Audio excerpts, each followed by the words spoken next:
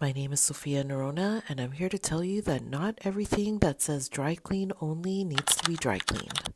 I recently went thrifting in Nairobi and found this amazing formal taffeta gown. I had 2 days before I could wear it to an event, and it said dry clean only. After Googling and searching how to clean taffeta without a dry clean, I couldn't find anything.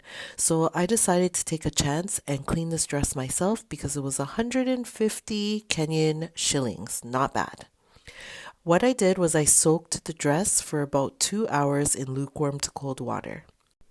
After soaking the dress for a couple of hours, I grabbed this wool silk, which is a fine fabric cleaner, I believe. I think in Toronto we use Zero, if they even use that anymore, but this is for fine fabrics and delicate fabrics. So what I did was I added it to the water and started to swish the dress back and forth and lift it up and down in these motions to carefully clean the dress without messing too much and wrinkling the fabric. What I was afraid of with this dress was that the taffeta might shrink in the water, and I wasn't sure how it would react. So I really took my time in rinsing it this way with my hands on the outside and pulling the water through the body of the dress back and forth.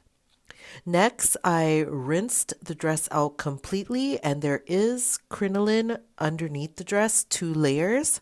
So here you see me rinsing the crinoline out, where at least I can wring that through because it was really a light sheer material.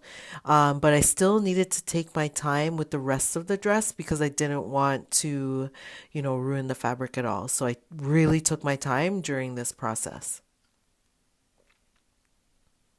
After rinsing the dress and making sure there was absolutely no more soap, I gave it one last go and just checked out the dress to make sure that there wasn't any soap left and that I really did give it a good cleaning. This is about 3 hours later, so the dress got a good clean.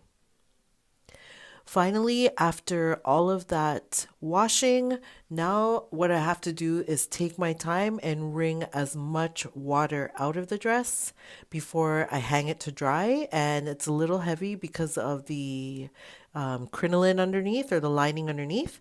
But this process didn't take too long and it actually wasn't too bad. The only thing I would add is that my arms were getting a little bit tired because when the dress is wet, it's a little heavy. Next, I hung it out in the backyard to dry, and this is what the dress looked like when I was done. Wow, what an amazing purchase. I can wear this dress for a birthday celebration that I'm going to, and then I can actually cut it or do something else with it, and I would have only spent 150 Kenyan shillings on it. I absolutely loved a thrifted find like this. The only thing I found wrong with it was there was a little hole in the lining, which I was able to stitch up myself. No one is seeing it, so it didn't have to be a neat stitch either. So this dress was so worth the thrifting time. I ironed it on low heat when I was done, and it was perfectly ready for me to wear for my birthday. So dry clean only doesn't always mean dry clean only. Thank you so much for watching. Subscribe and follow for more.